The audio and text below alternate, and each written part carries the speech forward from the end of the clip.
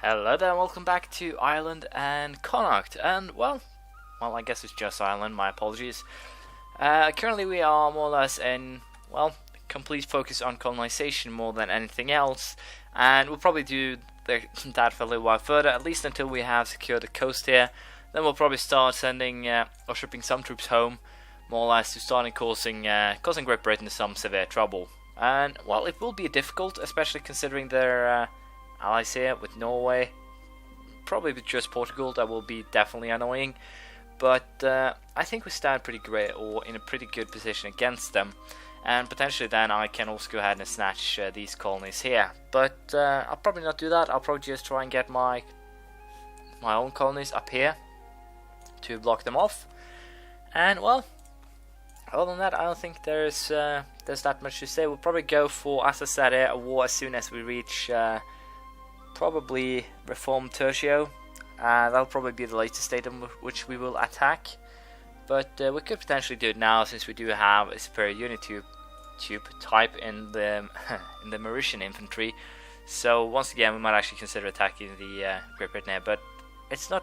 It's actually quite a good time, because as you can see, Portugal is actually in a war with the French, and I believe Great Britain is also involved in this. They're also at war with the Pope in Austria.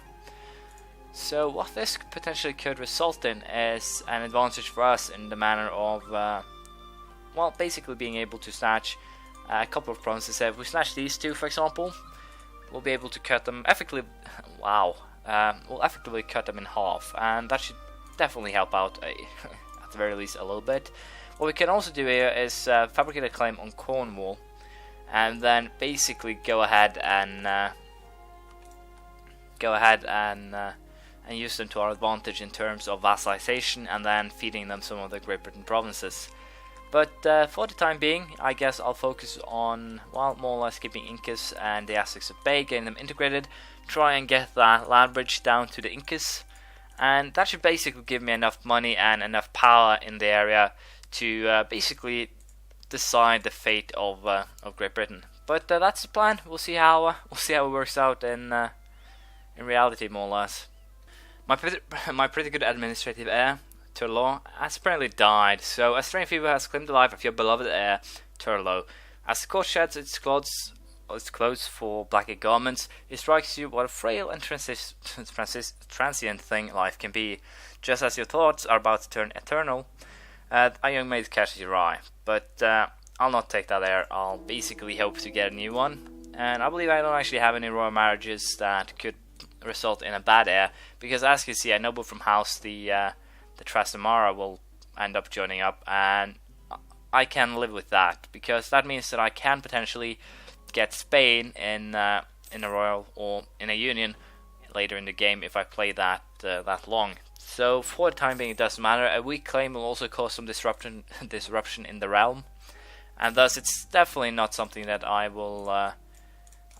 would prefer to get. So hopefully I can stay clear of that. If not, then we'll have to deal with it some other way.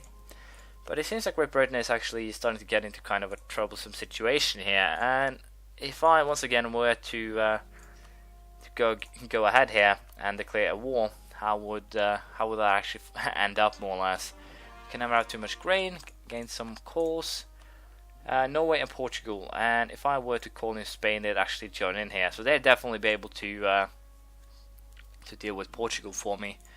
And how would we do in terms of armies total?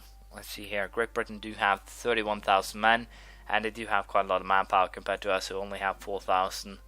And we also have some troops that needs reinforcements. Seems that Cornwall has some rebel issues that could potentially be to our advantage.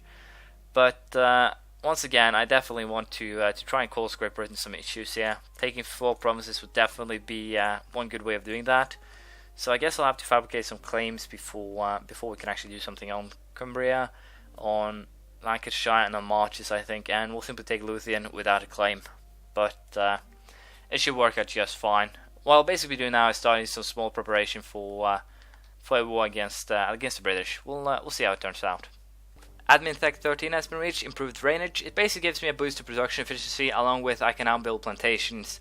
And on next level we'll get another idea set, which is quite nice.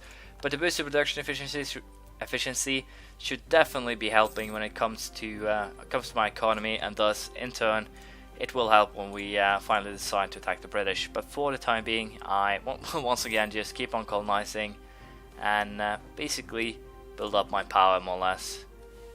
A new heir to the throne, Art, a 331. It's not as good as the people that I could have gotten if I had chosen an heir with a weak claim, but it should be fine even so. The only thing that I'm kind of worried here is we'll probably be able to bypass the Regency Council, and other than that we should be fine. Claim is strong too, so that's quite nice. And well, other than that, not really that much else to say. It seems like the British actually have landed some troops here on this isle. No, they're under siege by rebels, so my bad. But yeah, if the Spaniards join in, they'll definitely be attacking the British colonies. They'll be attacking Great Britain itself. So it would definitely, I think, be to my advantage to do so. And I'll probably also move these 12,000 men over to Europe, as I do have enough to cover my colonies. So I'll be moving them to Europe, and we'll see if a opportunity for war actually arises. We'll have to wait and see. Kind of an interesting predicament here. As you can see, the French have actually landed troops in Great Britain itself. So if I were to attack now, it would definitely be to my advantage. And to be honest, I kind of want to attack right now, because I'm pretty sure the British are suffering quite a lot of losses. As you can see, they're no longer to be found here. They do have 21,000 troops still.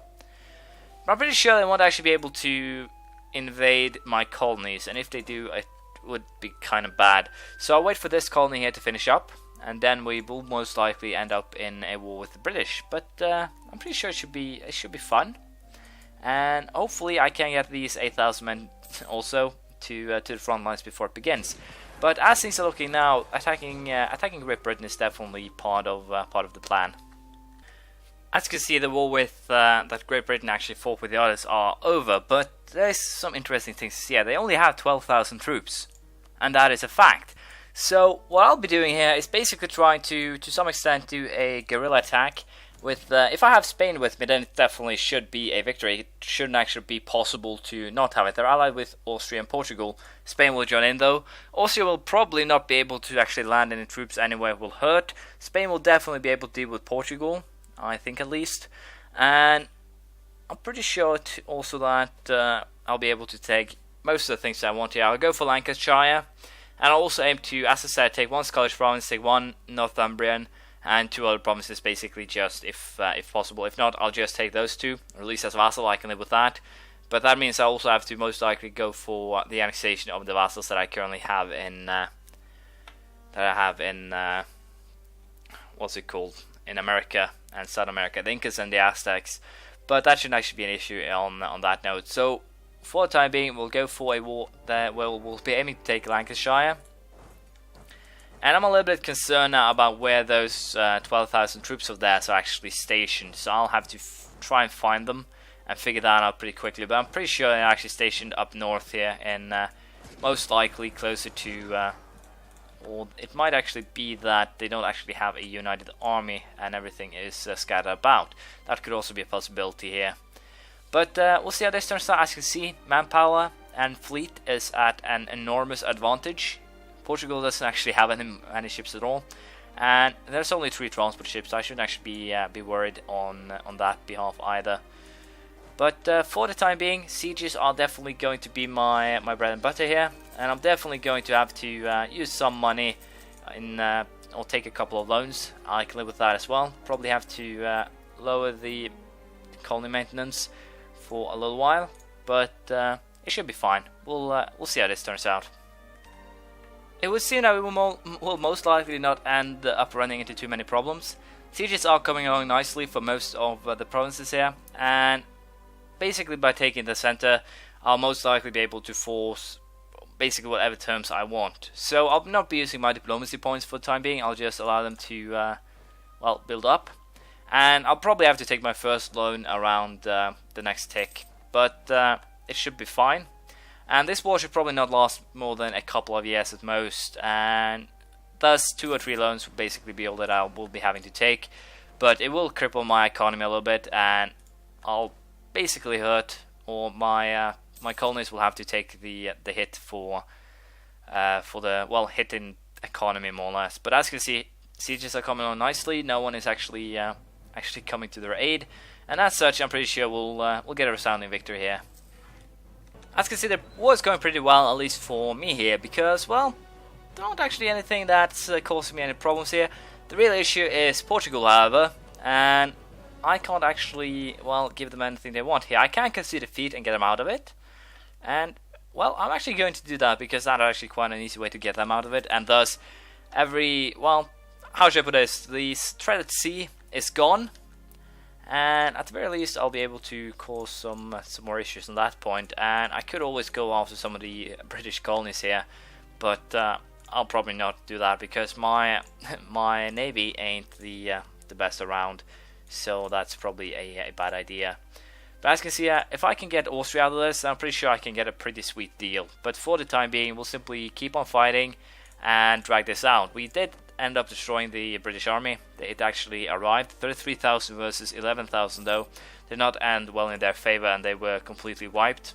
They are still one military level behind me, and that is basically why it was such an easy wipe. And in the end, I only ended up with one loan, which is pretty damn sweet if you ask me. So for the time being, sieges is definitely the only thing we'll be focusing on. I'll probably also start some sieges in the New World, and I'll be trying to see if I can get these 4 provinces, and if I do get them, then I dare say that the future of the British is looking pretty grim. So we'll have to see how it turns out, but as of now, I'm pretty optimistic. So hang in there, and we'll see how it turns out. As you can see, we have gotten the Admin Tech 14, which gives me another group of ideas, along with Town Hall and Treasury. So that's quite nice. The only real issue right now is what kind of ideas should I pick? I did equality first, and I'm a little bit unsure if I should actually go for the religious ideas, but I don't actually think I need them. I honestly do not think that, because, well, the stability is rather nice, but the only real thing I could use this for is quick conversion of the lands in America, but that doesn't really matter. Better relations over time doesn't actually matter either, because I'll just be taking Great Britain. I'll not be focusing on anything else.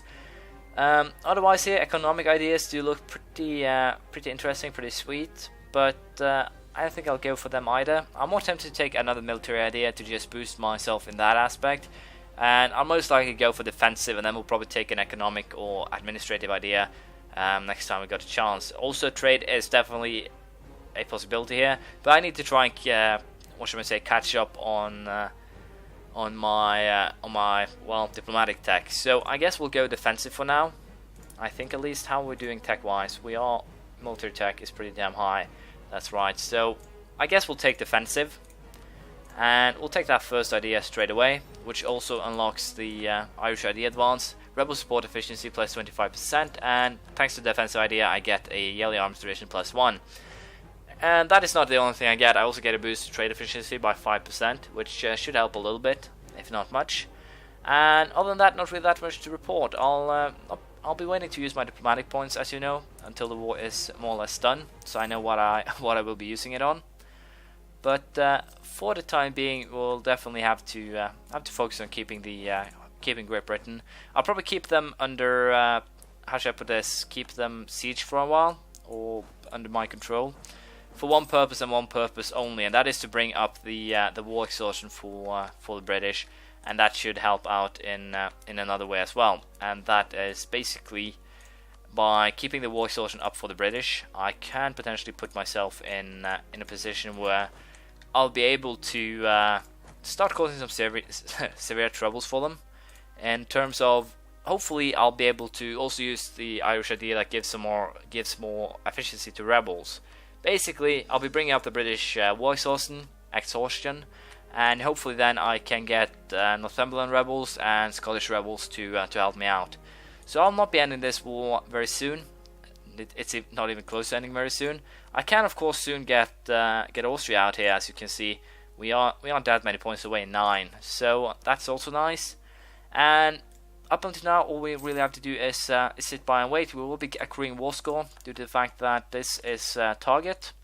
So I'll probably just sit here and and allow war score to accrue until the point where, well, either my people yell out for peace or something like that. But we'll see how it turns out. Unfortunately, we're out of time, but we are in much better position than we used to be, and I could potentially train some units up here in North America and send into the British colonies. That should definitely, or will probably give them that last little kick in the arse that will make them give up this war, probably.